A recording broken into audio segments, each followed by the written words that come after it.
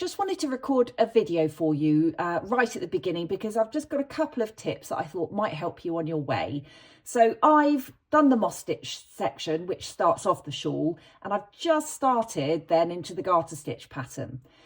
Pretty early on, I decided to pop a locking stitch marker in my work on the right side, really just to visually help me keep track of which side I was on. I mean, really, you can tell because you've got this big column of knit stitches for the central knit one below. And then if we look on the back, that looks quite different with the purl bumps. But just as I say, a visual reminder, I find that useful when the texture looks quite similar on both sides. And that's going to hold for the whole of the shawl because it depends on, so we've got a garter stitch which looks similar on both sides, and there's these ridges and valleys, which if I show you, so on the right side you're going to have your big columns of knit stitches, and then they happen on the wrong side as well, and that's what's causing these valleys. So if we look at the work I've already done, and when you get to this point you'll have this, you've already been doing the knit one below, so there's nothing new to learn. So that's that and there. As we go into the garter stitch section, we start to add more of these columns, basically these knit one below columns.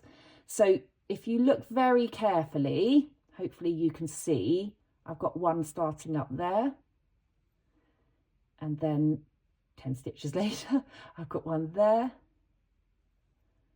and there. So it's a 10 stitch repeat. And then if we look on the wrong side, which will be those valleys, they land in between. So we've got one there, and they're just starting to build.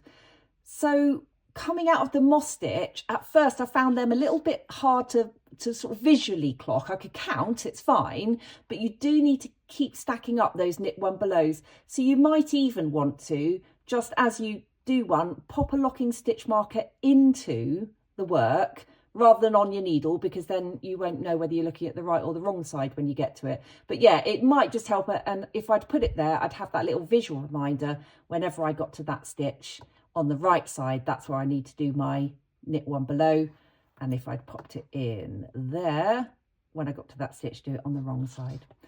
So the other thing to, of course, take into account, because it's telling you to keep in pattern, okay? So that's, you're going to need to keep stacking these knit one belows, is that the 10 stitch repeat, as you increase at either side, you're going to start adding in more stitches. And of course you'll get to a point, so I've only got 2 stitches after the knit one below column here.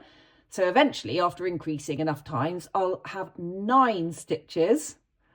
And so when I then come back to it the next time, the 10th stitch then will become the next knit one below after the increase row. It won't happen on the increase row. It will just be the next time I get to it, and it's the 10th stitch.